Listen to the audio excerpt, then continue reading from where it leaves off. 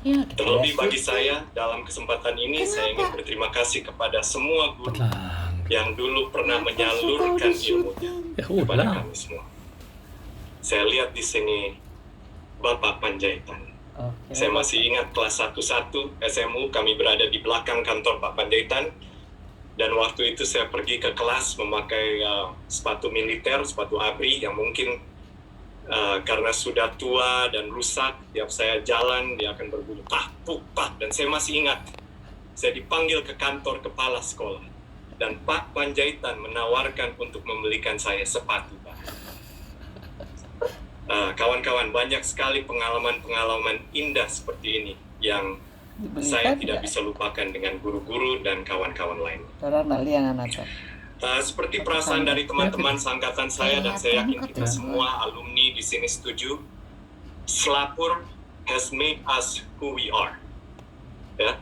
Dan bagi saya secara pribadi, Selapur sangat berjasa dan sudah membentuk kehidupan saya hingga saat ini. Saya berada di Selapur sekitar 2 tahun di pertengahan kelas 2 SMP sampai kelas 1 SMU. Ya. Sesudah itu saya pindah ke Filipina, AUP. Saya tamat high school di sana dan saya lanjutkan kuliah mendapatkan S1 di sana di bidang commerce computer. Kemudian saya lanjutkan graduate study di Andrews University, ini di Michigan, di Amerika, di bidang software engineering. Saya ingin membagikan kesaksian bagaimana Tuhan, pimpinan dan berkatnya yang luar biasa dalam kehidupan saya. Sewaktu saya mau tamat dari Andrews, saya mulai mencari dan melamar untuk mendapatkan pekerjaan, dan ada istilahnya di Amerika di sini optional practical training. Sebagai international student di Amerika, kami diberikan kesempatan maksimum 1 tahun untuk secara legal, secara sah, untuk dapat bekerja di Amerika. Dan puji Tuhan, ada lowongan di kantor General Conference di Washington DC di USA ini, yaitu kantor pusat gereja Masehi Advent hari ke-7 di IT Department untuk 3 bulan summer internship, istilahnya di sini. Saya mengirim lamaran saya dan setelah diwawancara, saya mendapatkan internship tersebut, magang di sana. Wah, saya ingat waktu itu saya sangat senang sekali. Bagi saya untuk bisa bekerja di kantor pusat Gereja Masehi Advent hari ke-7, GC, General Conference, walaupun hanya 3 bulan lamanya. Di bagian IT Department, saya ingat mereka relax ya, typical IT Department. Banyak pegawai ke kantor hanya memakai kaos, blue jeans, karena pekerjaan yang lebih banyak duduk di balik layar. Tapi saya ingat, dari hari pertama masuk kerja, saya pakai jas, saya pakai dasi. Ya, kita sudah biasa di Selapur pakai dasi. Meskipun pekerjaan masuk di bawah meja untuk memperbaiki kabel-kabel komputer, printer, network, dan lain sebagainya, saya rasakan ini adalah kesempatan emas.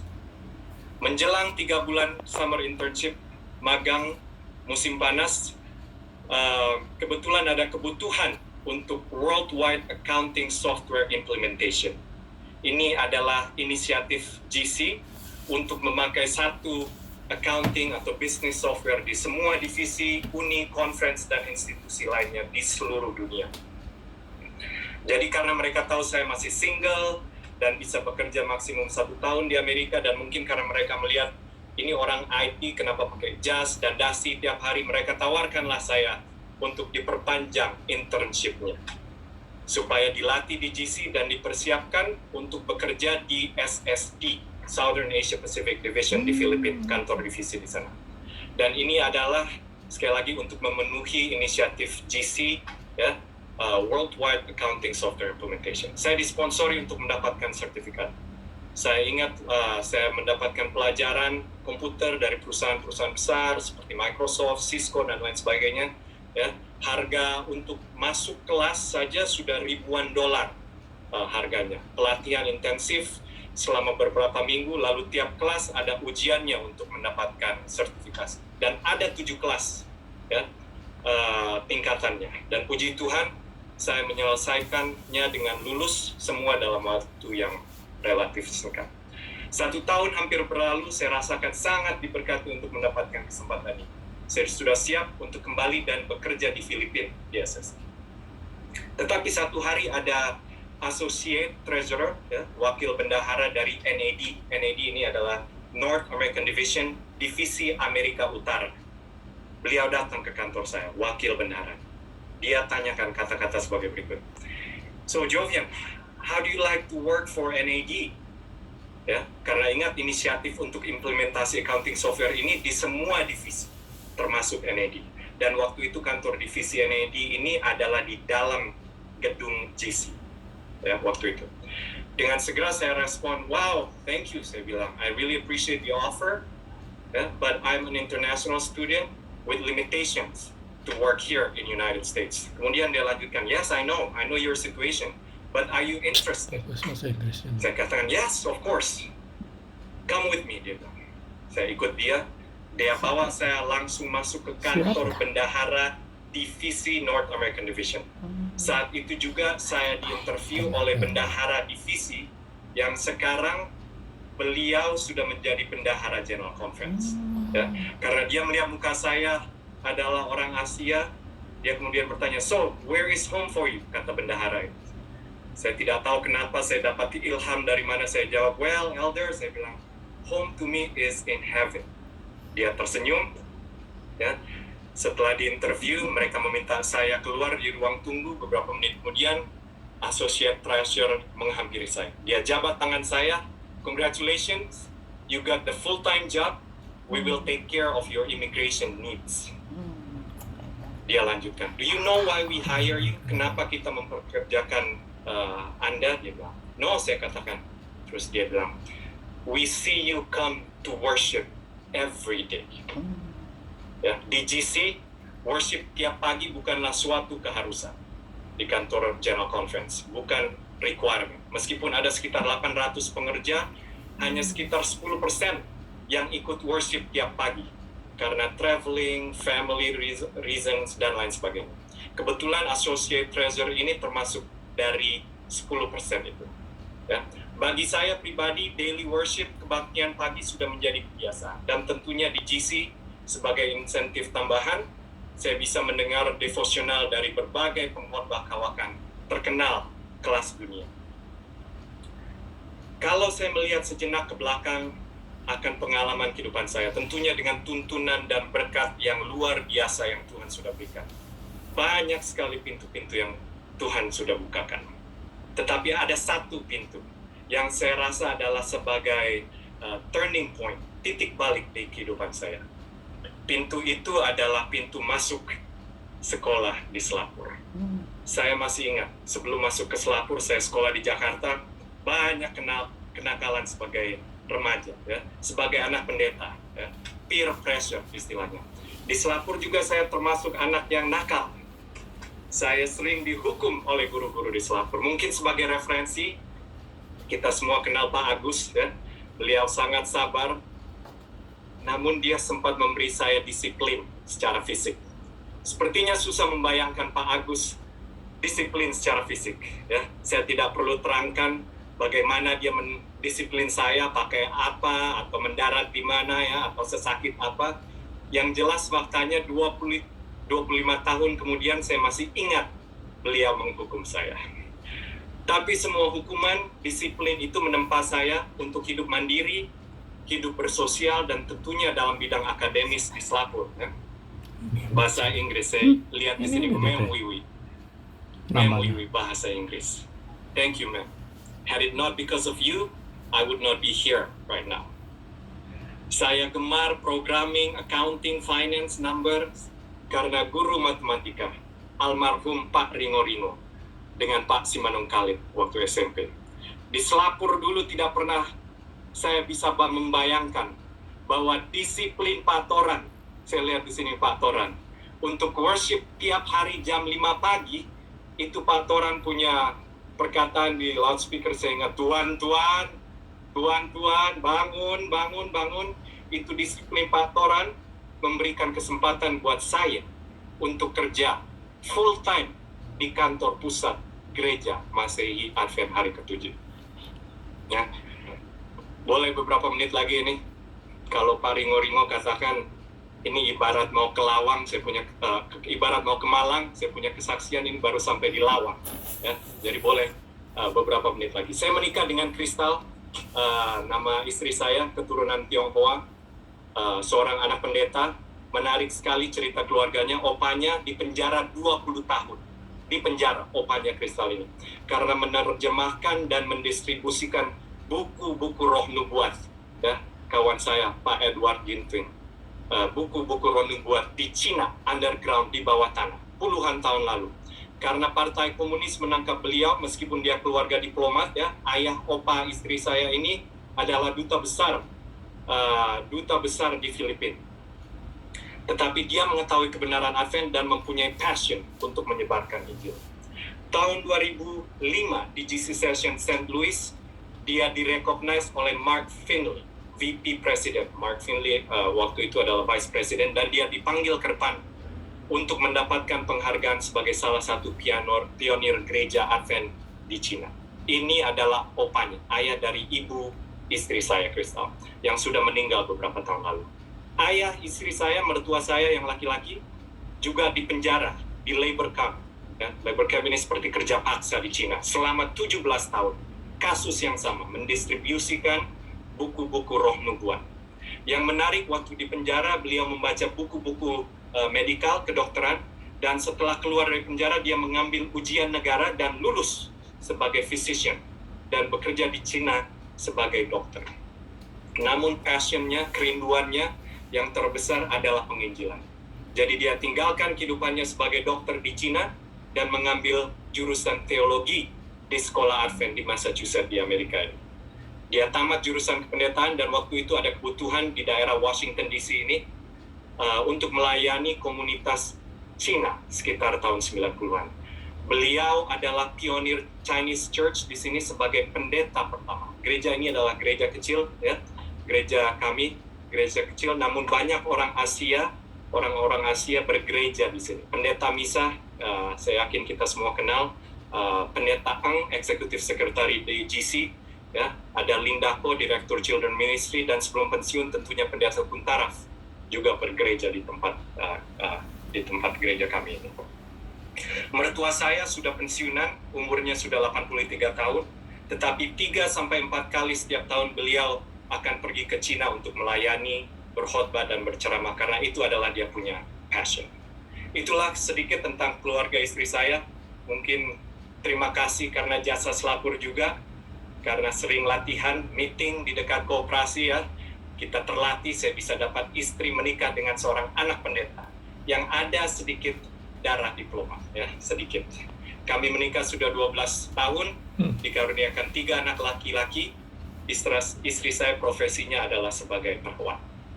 Saya bekerja di North American Division selama 13 tahun, ya. 5 tahun terakhir saya dipercayakan untuk bekerja di General Conference. Pekerjaan yang sama, yaitu mengimplementasikan dan memberikan training untuk accounting atau business software, khususnya di bagian penggajian payroll. Tentunya kerja di GC, skopnya lebih luas. Saya berkesempatan untuk pergi ke banyak negara untuk pekerjaan saya. Dan kami juga ada budget sedikit untuk mengadakan evangelistic meeting, KKR, di negara-negara lain. 4 tahun lalu, 2016, di Manado, ya, saya mengadakan ceramah KKR. Saya sangat senang sekali bertemu dengan guru bimbingan saya, selebriti selapur, Ma'am Abdul. Boleh, Axel, terima kasih kawan. Ini adalah di Manado 4 tahun lalu. Sir dengan Ma'am Abdul. Ya, sangat senang sekali melihat mereka di Manado. 3 tahun lalu saya mengadakan KKR di kantor SSB. 2 tahun lalu saya mengadakan KKR di Selapur, bekerja sama dengan divisi dan ayah saya, dan dari Uni Barat, ya, kawan sekamar saya, Bang Richard Panjaitan sebagai under treasurer. Di sini kita bisa lihat guru-guru saya.